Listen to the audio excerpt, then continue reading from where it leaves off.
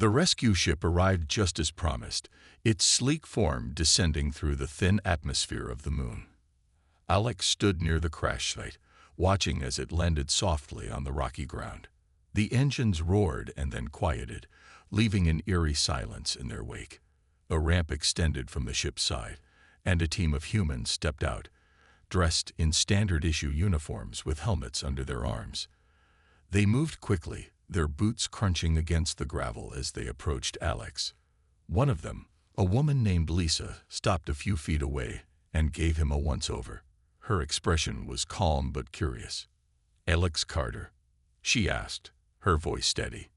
"That's me," Alex replied, his tone flat but polite. He didn't smile or show any emotion. After everything he had been through, he wasn't sure how to feel anymore. Lisa nodded and gestured toward the ship. "Let's get you aboard. We'll debrief you once we're underway." Alex didn't argue. He followed the team back to the ship, his steps slow but steady. As he climbed the ramp, he glanced over his shoulder one last time at the barren landscape behind him. The moon was lifeless and cold, but it had taught him something valuable. Survival wasn't just about strength or skill. It was about patience, determination, and knowing when to act. He carried those lessons with him now, etched into his mind like scars.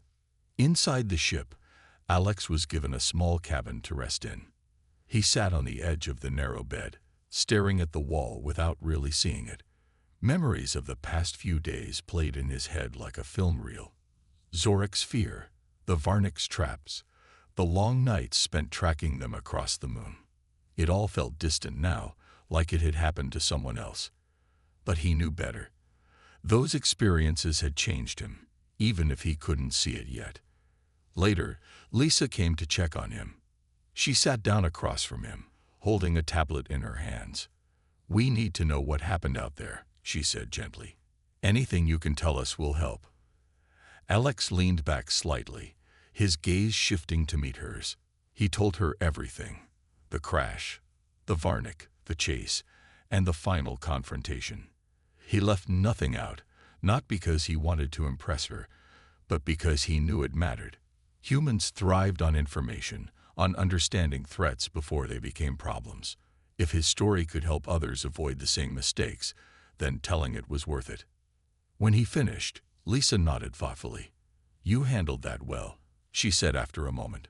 "Not many people could have survived what you went through." "It wasn't about surviving," Alex replied quietly. "It was about adapting. You do what you have to do." Lisa studied him for a moment, then smiled faintly. "Still, not everyone would have shown mercy to the Varnik. You let them live." Alex shrugged, his expression unreadable. "They weren't my enemy." "Not really. They were scared. Running made them dangerous, but they weren't fighters. Killing them wouldn't have solved anything." Lisa didn't press further. She stood up and placed a hand on his shoulder briefly. "Get some rest, Alex. You've earned it." As she left the room, Alex lay back on the bed, closing his eyes. He didn't sleep right away. Instead, he thought about Earth, the blue skies, the green trees, the sound of rain tapping against windows. He wondered if he'd ever see it again, if he'd ever feel the warmth of sunlight on his face without the barrier of a spacesuit. Maybe someday, he thought. But for now, he was content to simply breathe, to let the hum of the ship's engines lull him into a rare moment of peace. Far away, on the moon below, Zorak and his crew remained hidden among the rocks. They watched the rescue ship vanish into the sky, leaving them alone once more. For a while, none of them spoke. The weight of what had happened hung heavy in the air, a mixture of fear, relief, and lingering doubt.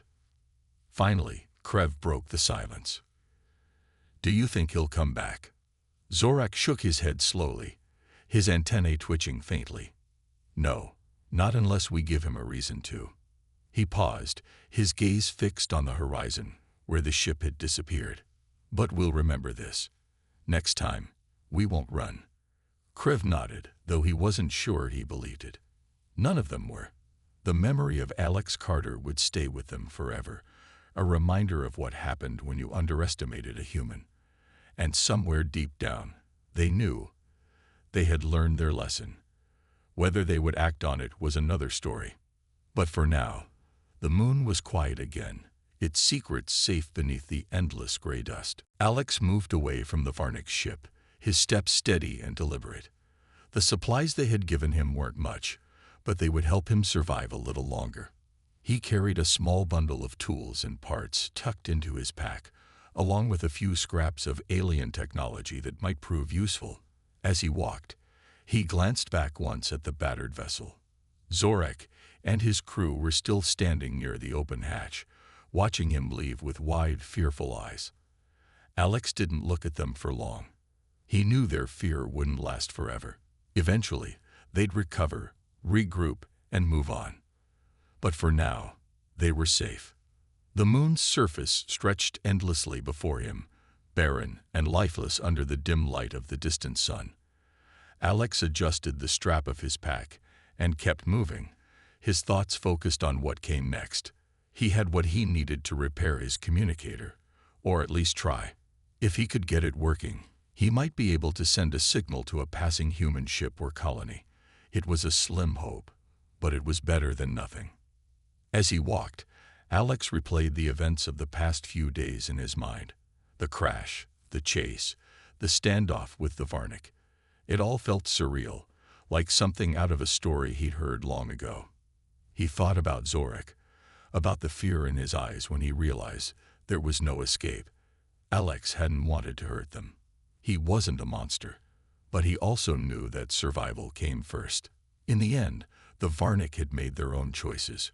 Running had been their mistake, not his. Hours passed, and the landscape began to change again. The jagged rocks gave way to smoother terrain, dotted with patches of dark soil. In the distance, Alex spotted the remains of the crashed ship where this whole ordeal had begun. It was a twisted wreck now, its metal frame scorched and broken. But it was familiar, and familiarity brought a strange sense of comfort. Alex quickened his pace, heading toward it. When he finally reached the crash site, he stopped and looked around. The area was quiet, untouched since he had left it behind. Bits of debris lay scattered across the ground, glinting faintly in the pale light. Alex knelt down and began searching through the wreckage, looking for anything that might still be usable.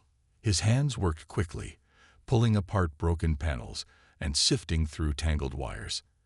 After a while, he found what he was looking for, the remains of his communicator. The device was badly damaged, its casing cracked and its circuits fried. But Alex had seen worse.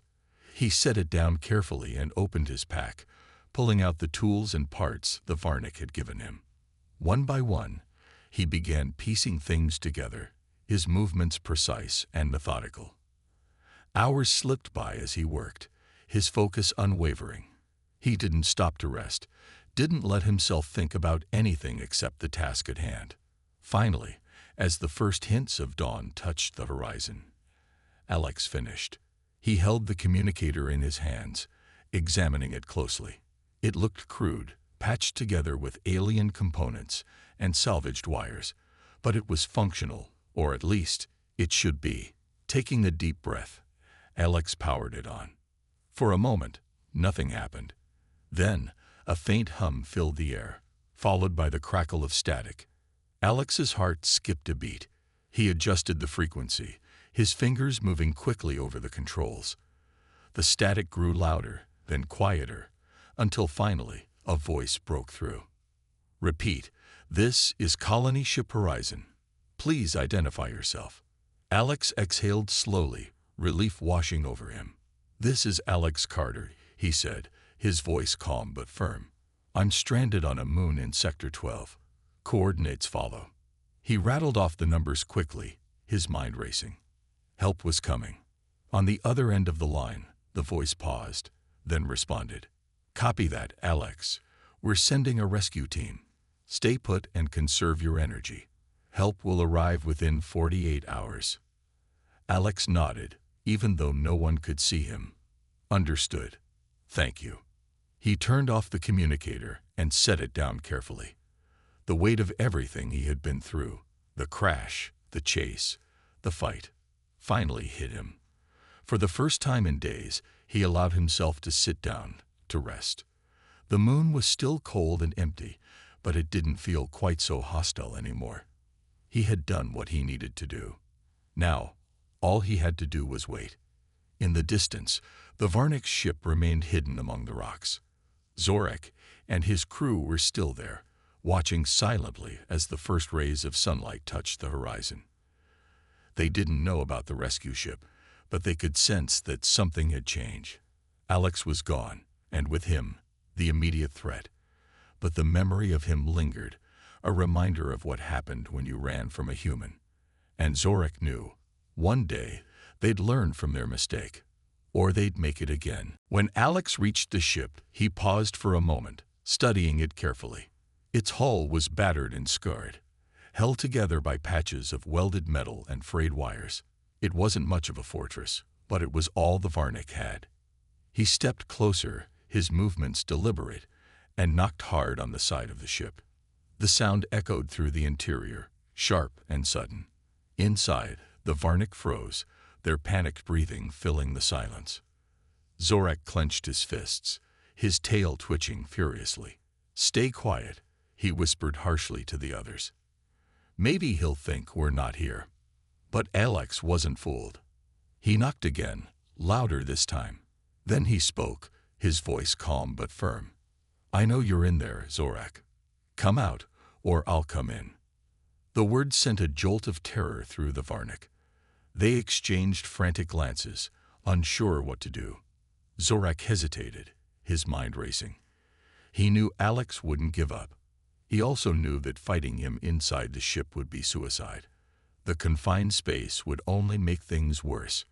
Reluctantly, he nodded toward the others. "Open the hatch," he muttered. "Let's get this over with." The younger Varnik hesitated, fear rooting them to the spot. "What if he kills us?" One of them whispered. "He'll kill us either way," Zorak replied bitterly. "At least this way. We'll face him on our feet." The hatch creaked open slowly, revealing Zorak and his crew standing just inside. Their bodies were tense, their claws gripping crude weapons tightly. Alex stood a few feet away, his expression unreadable. For a moment, neither side moved. The tension in the air was thick, almost suffocating. "I'm not here to hurt you," Alex said finally, breaking the silence. "Not unless you force me to. I just want answers. Tell me what I need to know, and I'll leave you alone." Zorak hesitated, his antennae quivering. "What do you want to know?" "Everything," Alex replied simply. "Where you came from, why you're here, what you're running from. Start talking." The Varnik exchanged uneasy glances. They didn't trust Alex, but they didn't have a choice. Slowly, Zorak began to speak, his voice low and shaky. He told Alex about their people, scattered across the galaxy, scavenging to survive. He spoke of the legends they had heard about humans, how they were hunters, destroyers, unstoppable forces of nature. As Zorak talked, Alex listened carefully, his gaze steady. When the story ended, he nodded slowly. "Good," he said. "Now show me your tech. If it helps me survive, I'll spare your lives." Zorak flinched, but nodded reluctantly. He gestured for the others to bring out what little equipment they had. Alex examined it closely, his mind already working on how to use it. When he was satisfied, he turned to leave. "Remember this," he said over his shoulder. "Running from a human is always a mistake. Next time, don't bother." The cold night on the moon stretched endlessly, and Alex remained perfectly still behind the boulder. His breath came slow and steady, visible in the freezing air as faint white clouds that vanished almost instantly. He could feel the weight of the broken knife in his hand, its jagged edge a reminder of how far he'd come, and how far he was willing to go. The Varnik ship loomed ahead, its dim lights flickering weakly against the dark expanse. Inside, Zorak and his remaining crew were trapped, their fear growing with each passing moment. Alex didn't need to rush. He had learned long ago that patience was one of the most powerful weapons in a hunter's arsenal. Humans weren't just relentless. They were smart. They knew when to wait, when to strike, and when to let their prey make mistakes. And the Varnick had made plenty. Inside the ship, Zorak paced nervously, his claws clicking softly against the metal floor. He glanced at the others, 2 younger members of the group, barely more than children by Varnick standards. Their wide eyes darted around the cramped space, searching for something, anything, that might save them. But there was nothing. No escape. No plan. Just the sinking realization that they were outmatched. "We should leave," one of the younger Varnick said suddenly, his voice trembling. "If we stay here, he'll find us. And if we leave, we'll lead him straight to Trok's group." Zorak snapped back, his frustration boiling over. "Is that what you want? To sacrifice them so we can run again?" The young Varnick shrank back, his antennae drooping in submission. Zorak sighed heavily, his shoulders slumping under the weight of his own fear. He hated this, hated feeling powerless, cornered like an animal. But what choice did they have? Running hadn't worked. Fighting seemed impossible. All that was left was waiting for Alex to make his move. Outside, Alex finally stood up. The time for waiting was over. He moved quietly, his boots making no sound against the rocky ground. The Varnick's traps earlier had been clumsy, almost laughable. This time, there would be no tricks. Just him and them. The Varnick were restless inside their ship, unable to settle despite the distance they had put between themselves and Alex. Zorak paced back and forth, his tail flicking nervously as he tried to think of their next move. The others sat huddled together, their wide eyes darting toward the windows every few seconds, scanning the dark landscape for any sign of movement. They all knew Alex was still out there somewhere, watching, waiting. "He's coming," Krev whispered suddenly, breaking the tense silence. His voice trembled with fear. "I can feel it." Zorak stopped pacing and turned to glare at him. "Stop saying that," he snapped. "You don't know what you're talking about." But deep down, Zorak felt it too. The gnawing certainty that Alex hadn't given up. Humans didn't just walk away. They didn't forget. And Alex Carter wasn't the kind of human who would let a few traps slow him down. Trok leaned forward, his claws tapping anxiously against the floor. "What if he finds us again? What do we do then?" "We fight," Zorak said firmly, though his voice lacked conviction. He could see the doubt in Trok's eyes, the same doubt that echoed in his own mind. Fighting a human was suicide. They all knew it. But running hadn't worked either. They were trapped between 2 impossible choices. Maybe we don't have to fight him directly," Trok suggested hesitantly.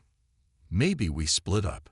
If half of us go one way and the rest go another, he'll have to choose which group to follow." Zorak considered the idea, his antennae twitching thoughtfully. It wasn't a bad plan. At least, not compared to their other options.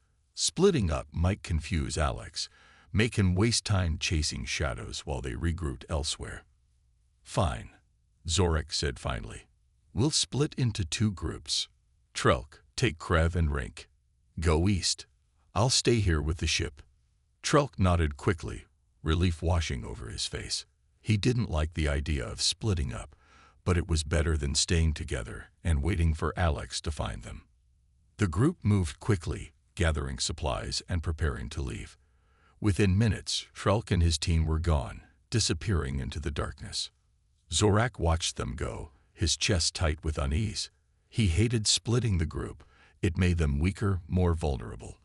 But he told himself it was necessary. If Alex followed Trok, Zorak and the others would have time to escape. And if Alex came after him instead, well, Zorak would deal with that when it happened. Outside, Alex crouched behind a boulder, watching silently as the Varnick divided their forces. He had expected something like this. Fear made people desperate, and desperation made them predictable. Splitting up was a classic mistake, one he had seen countless times during his years as a soldier. It never ended well. Alex waited until Trelk's group was far enough away before standing up.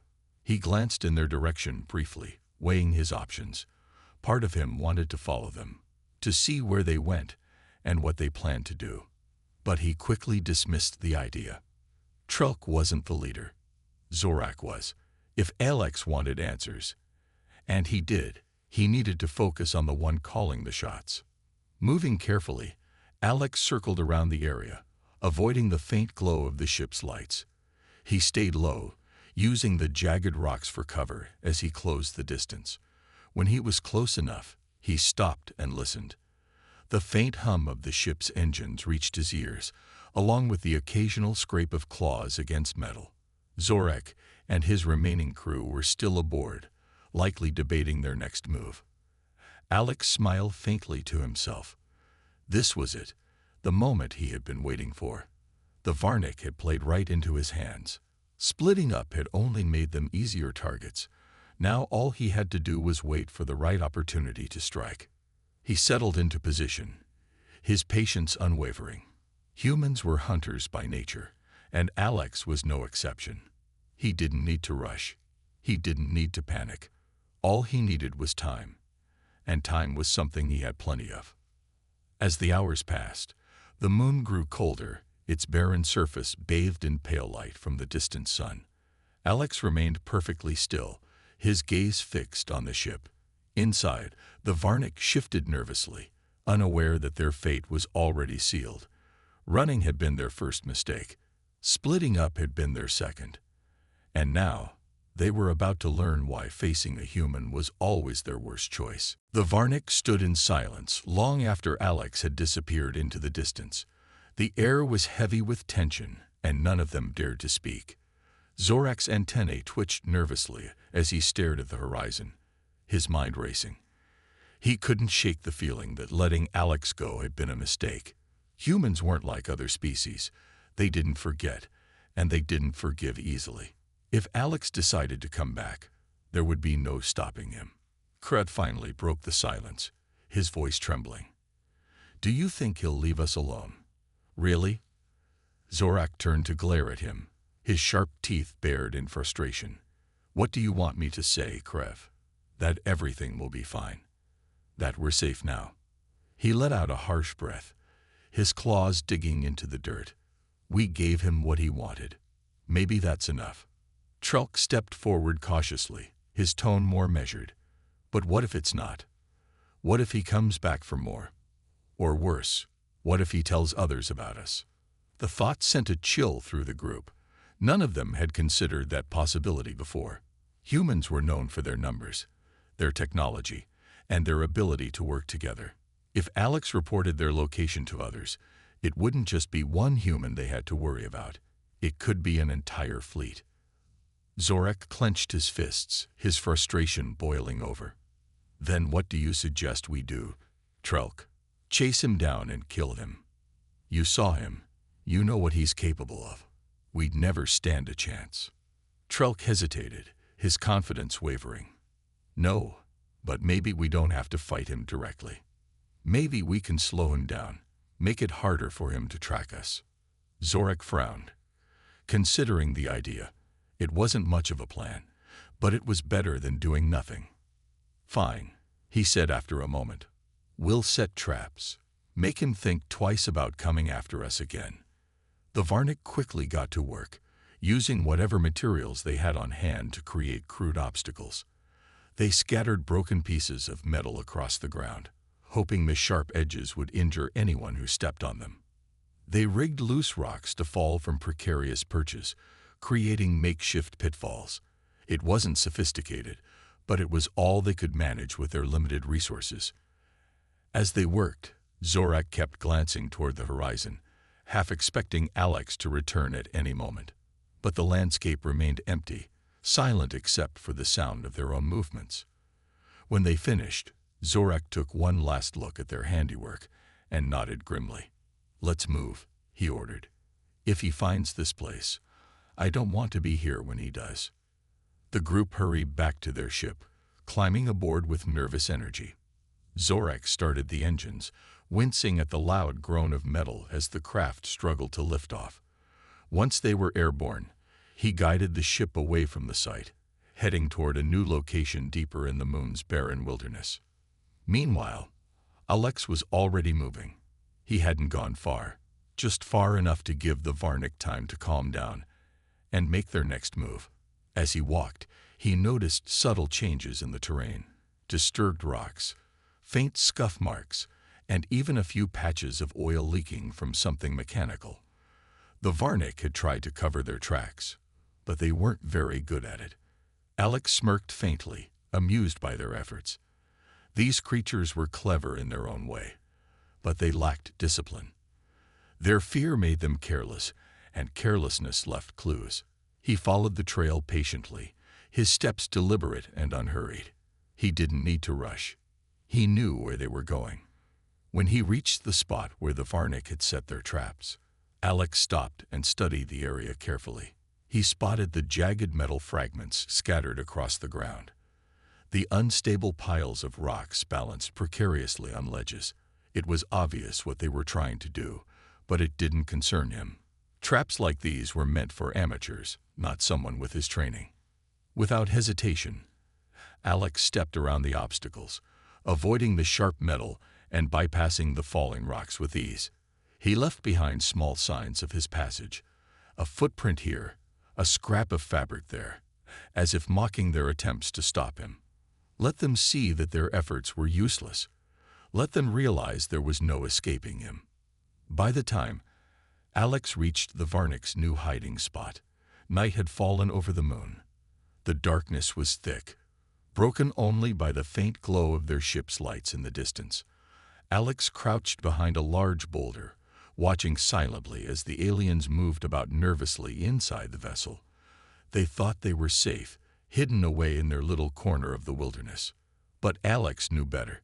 Safety was an illusion, especially when you were being hunted, and he wasn't done hunting yet. The standoff between Alex and the Varnick stretched on, each side waiting for the other to make the first move. The aliens' glowing eyes darted nervously, their tails flicking behind them like restless snakes. Zorak stood slightly ahead of his group, his claws twitching as he tried to appear brave. But Alex could see through the act. Fear radiated off them in waves, and it was clear they didn't know what to do next. "You're wasting time," Alex said finally, breaking the silence.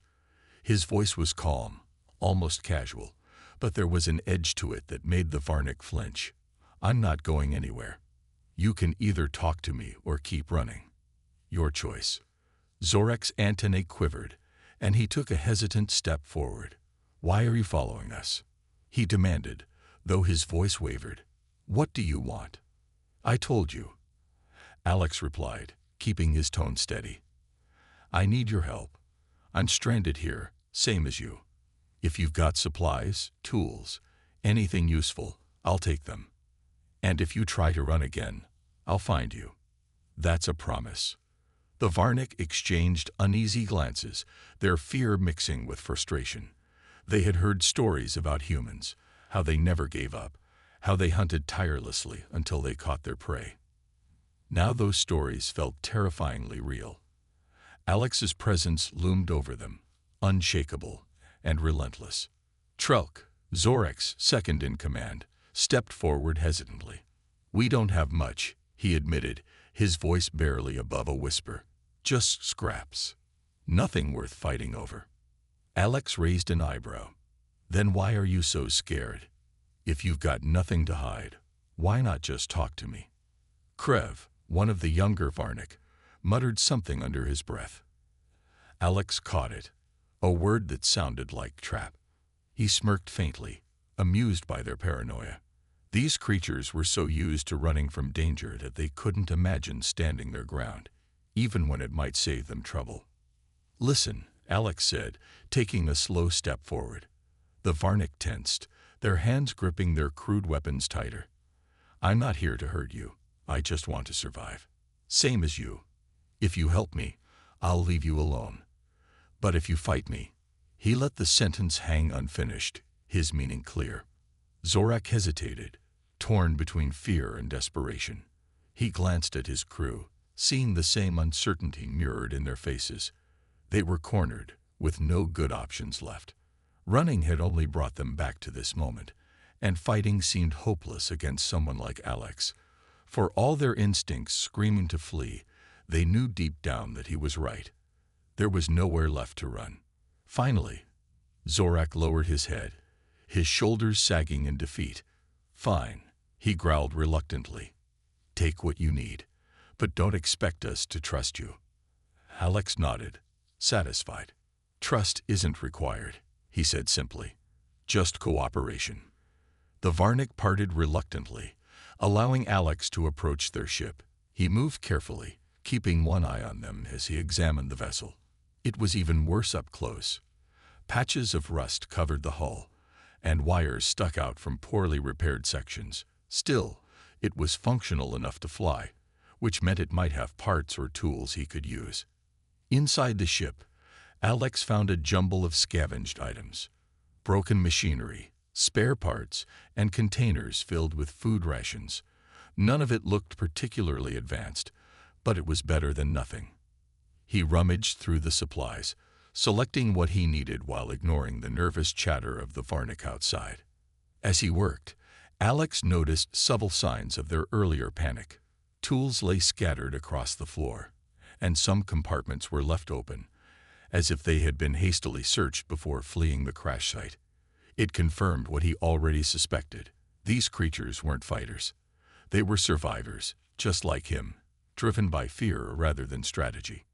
When Alex emerged from the ship a short while later, he carried a small bundle of supplies. He nodded toward the Varnik, acknowledging their reluctant cooperation. "Thanks," he said simply. Then he turned to leave, heading back toward the direction he had come from. For a moment, the Varnik stared after him, unsure what to do. Krev broke the silence, speaking in a low voice. "Should we follow him?" "No," Zorak replied sharply, his voice tinged with bitterness.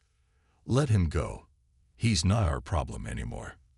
But as Alex disappeared into the distance, Zorak couldn't shake the feeling that they hadn't seen the last of him. Humans, he realized, didn't forget easily, and Alex Carter wasn't the kind of person to let things slide. The engines of the Varnik ship roared louder, shaking the ground beneath Alex's feet. He pressed himself flat against the boulder, his eyes fixed on the vessel as it began to rise unevenly into the air. The craft was old and battered, its metal hull groaning under the strain. Bits of dust and gravel swirled around it, kicked up by the force of the thrusters. Alex watched calmly, his expression unreadable. He wasn't worried. Not yet. As the ship lifted higher, Alex noticed something strange. Its movements were jerky and unsteady, as if the pilot didn't have full control. The lights on its underside flickered erratically, casting strange shadows across the rocky terrain. It was clear the Varnik were in a hurry, but their haste was making them sloppy. Alex filed this observation away, knowing it might come in handy later. When the ship finally stabilized, it turned sharply and began to move away, heading toward the horizon. Alex waited until it was far enough that its noise faded into the distance before standing up. He slung his pack over his shoulder and started walking in the same direction. He didn't need to chase them directly, not yet. All he had to do was follow their trail. The moon's surface was harsh and unforgiving, but Alex knew how to read it. Scorch marks from the ship's engines left blackened streaks on the ground, impossible to miss even in the dim light. Loose rocks had been disturbed, and tiny fragments of metal glinted faintly in the pale glow of the distant sun. To anyone else, these signs might have seemed insignificant. To Alex, they painted a clear picture. The Varnik were running, but they weren't getting far. As he walked, Alex thought about what he would do when he caught up to them. He didn't want to hurt them, unless they gave him no choice. What he really wanted was answers. Who were they? Why were they so afraid of humans? And most importantly, did they have anything that could help him survive? Hours passed, and the landscape began to change again. The jagged rocks gave way to wide, open plains dotted with craters. In the distance, Alex spotted another cluster of boulders. This time, though, something was different. There were fresh tracks leading toward the rocks, tracks made by feet, not engines. Someone had landed here recently. Alex slowed his pace, moving cautiously now. He crouched low as he approached the boulders, his hand resting on the hilt of his broken knife. Peering around the edge of the largest rock, he saw it, the Varnic ship, parked awkwardly among the stones. Its engines were silent, and the lights were off. Whoever was inside was trying to stay hidden. Alex scanned the area carefully. He didn't see any movement, but that didn't mean much. These creatures were scavengers, used to staying out of sight. They could be watching him right now, waiting for him to make a mistake. Deciding to test them, Alex stepped out into the open. He moved slowly, deliberately, keeping his posture relaxed. If they were watching, he wanted them to think he didn't know they were there. He circled the ship, pretending to examine it from all sides. Up close, it looked even worse than before. Rust covered parts of the hull, and one of the landing struts seemed bent at an odd angle. Suddenly, a sound broke the silence. A soft scraping noise, like claws against metal. Alex froze, his senses on high alert. The noise came again, closer this time. Slowly, he turned his head, searching for the source. From behind a nearby boulder, a pair of glowing eyes appeared, reflecting the faint light. Then another pair, and another. One by one, the Varnic emerged from their hiding spots, surrounding him. Their bodies were thin and angular, their skin a mottled gray-green color. Long tails twitched nervously behind them, and their clawed hands hovered near crude weapons strapped to their belts. For a moment, no one moved. The tension in the air was thick, almost suffocating. Alex stood perfectly still, his gaze steady. He counted 5 of them, including Zorak, who stood slightly ahead of the others. The leader's antennae quivered, and his lips curled into a snarl. "You should have kept running," Alex said calmly, his voice cutting through the silence. It was the first time he had spoken since the crash, and the words carried weight. Zorak hesitated, his confidence wavering. You don't belong here," he stammered, his voice raspy and unsure. "Leave us alone." Alex tilted his head slightly, studying them. "I'm not here to hurt you," he said, "but I need your help. If you run again, I'll just keep following. You can't escape me." The Varnic exchanged uneasy glances, their fear palpable. None of them spoke. They knew Alex was right. Running hadn't worked before, and it wouldn't work now. For the first time, they realized the truth. The human wasn't just relentless, he was patient, and patience was something they couldn't outrun. Inside the battered ship, the Varnic were in chaos. Zorak paced back and forth, his long limbs moving with restless energy. His sharp eyes darted toward the small, grimy window every few seconds, scanning the dark landscape outside. He didn't see Alex, but he could feel his presence out there somewhere, lurking like a shadow. The thought made his skin crawl. "We can't just sit here," Trelk said, breaking the tense silence. His voice was low but urgent, trembling slightly. "If he finds us." "He already knows we're here," Zorak interrupted sharply, his tone cutting through the air like a blade. "He's been following us since the crash site. Did you think he wouldn't notice the tracks? The tools we dropped? The lights from this ship?" Trelk flinched at Zorak's words, but didn't back down. "Then what do? We can't fight him. You've heard the stories. Humans don't stop. They don't give up. If he comes for us, we're dead." Zorak stopped pacing and turned to face his second-in-command. His expression was unreadable, but his body language spoke volumes. His claws twitched nervously, and his tail flicked behind him like a snake ready to strike. "We don't fight him," Zorak said after a pause. "We run again." "Run." Krev, one of the younger members of the group, blurted out before he could stop himself. His wide eyes darted between Zorak and Trelk. "We've been running since we found him. It hasn't worked so far. Why would it work now?" Zorak glared at Krev, his lips curling into a snarl. "Because staying here is suicide. Do you want to wait for him to come knocking on our door? Do you want to see what happens when he gets inside?" Krev shrank back, his antennae drooping in submission. He didn't argue further, but the doubt in his eyes was clear. Zorak noticed it and felt a pang of irritation. He hated questioning, especially when it came from those beneath him. But deep down, he couldn't blame them.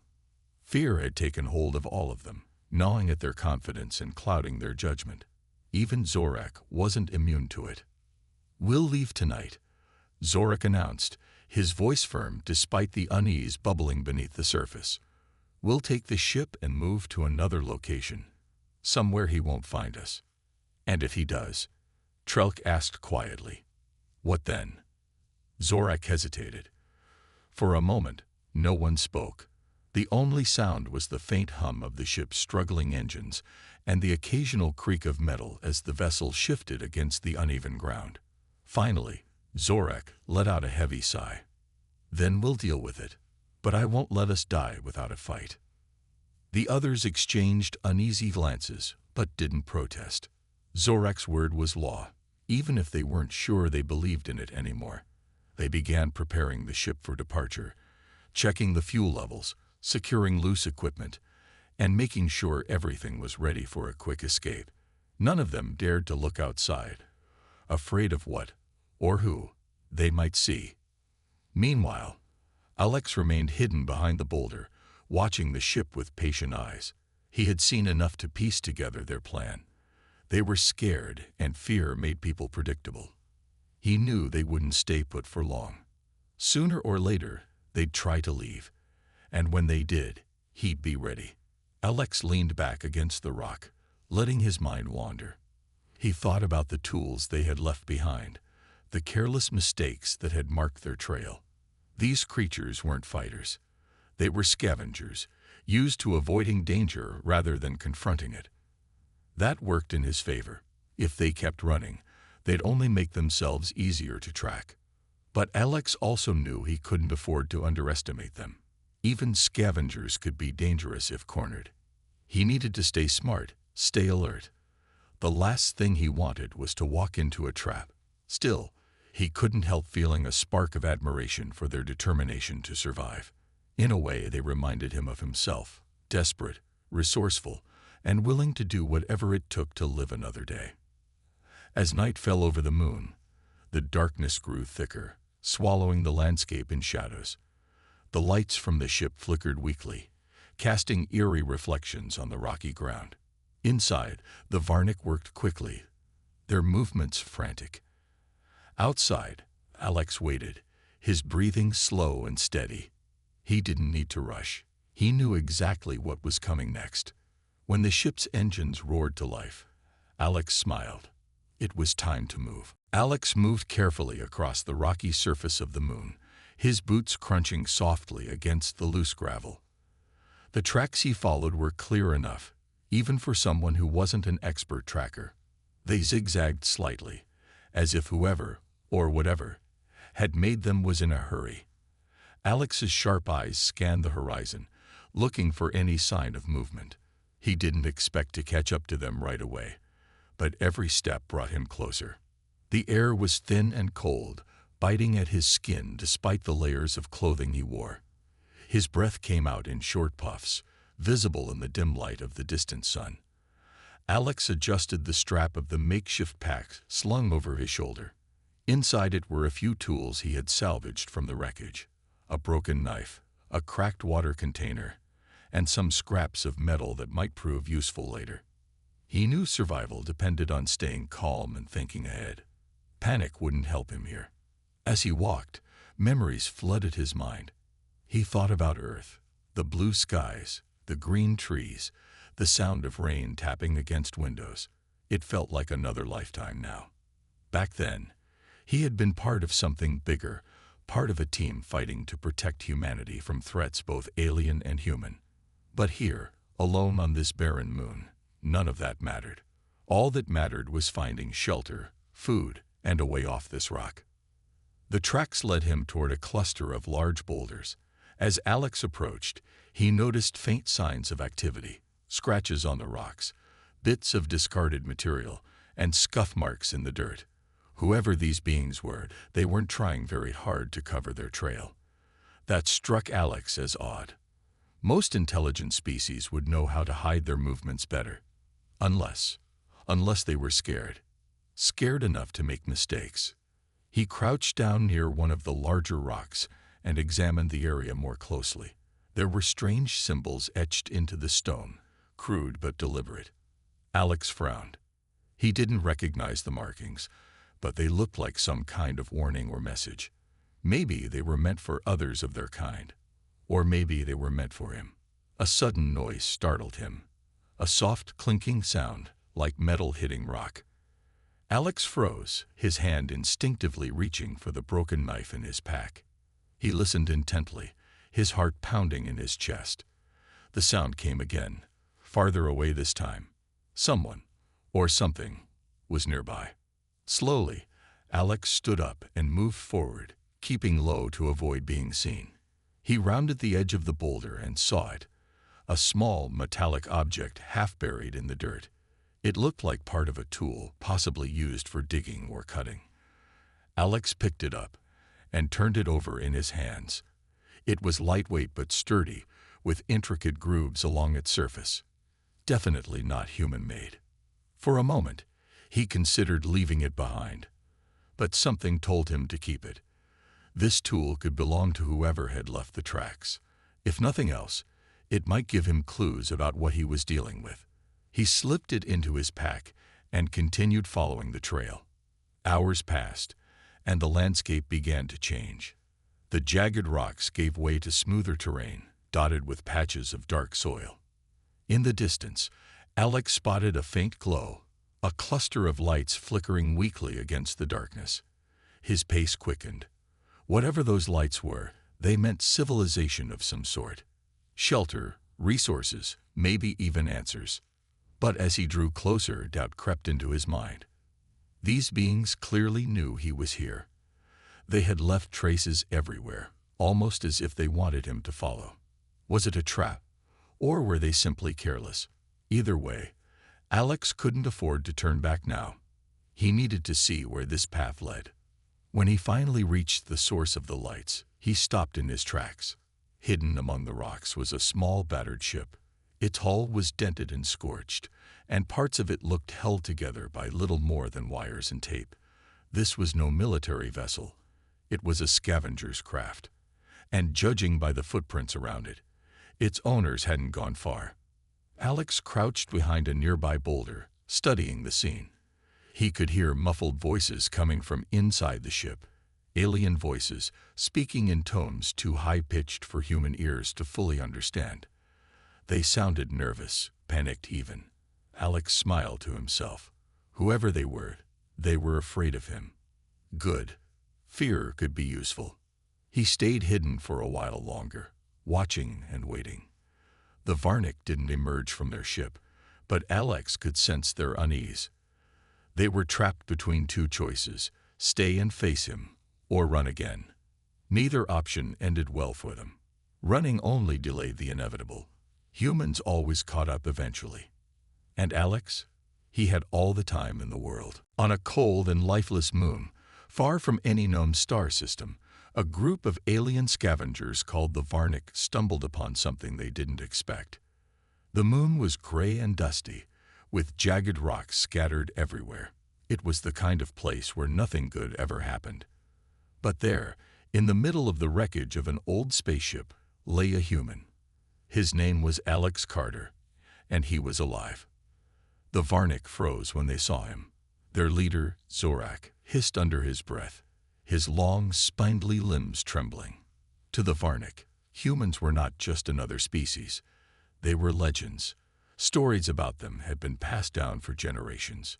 Humans were said to be relentless hunters, capable of tracking their prey across galaxies. They were clever, strong, and most importantly, dangerous. Seeing one up close was terrifying. Alex wasn't moving. He was lying on the ground, unconscious, his face pale and streaked with dirt. His clothes were torn, and there were burns on his arms, but he was breathing. The Varnik hesitated. They could see that he was injured, maybe even weak, but none of that mattered. A human was still a human, even if he looked harmless now. They knew better than to trust appearances. "Let's go," Zorak whispered sharply, waving his clawed hand at his team. "Now." "But what about him?" asked Trelk, the second in command. His voice was shaky. "He might die here." "He's not our problem," Zorak snapped back. "Do you want to stay and find out if he wakes up? Do you want to see what happens then?" Trelk didn't answer. None of them did. They all knew the stories. Humans never gave up. If this one woke up and realized they were there, he would come after them. And once a human started chasing you, there was no escape. That much they believed without question. The Varnik backed away slowly, keeping their wide, black eyes fixed on Alex. Then, as soon as they were far enough, they turned and ran. Their thin legs carried them quickly over the rocky terrain, their movements frantic. They didn't stop until they reached their small battered ship, hidden behind a cluster of boulders. Inside the ship, the Varnik huddled together, trying to calm their racing hearts. Zorak paced back and forth, muttering to himself. He couldn't believe how close they had come to disaster. Just seeing the human had shaken him more than he cared to admit. What if he had woken up while they were still there? What if he had seen them? "What do we do now?" Trelk finally asked, breaking the silence. "We wait," Zorak replied grimly. "We watch. If he tries to follow us, we'll know." "But why would he follow us?" Another Varnik named Krev chimed in nervously. "He doesn't even know we exist." Zorak glared at him. "You think that matters. Humans are hunters. They don't need reasons.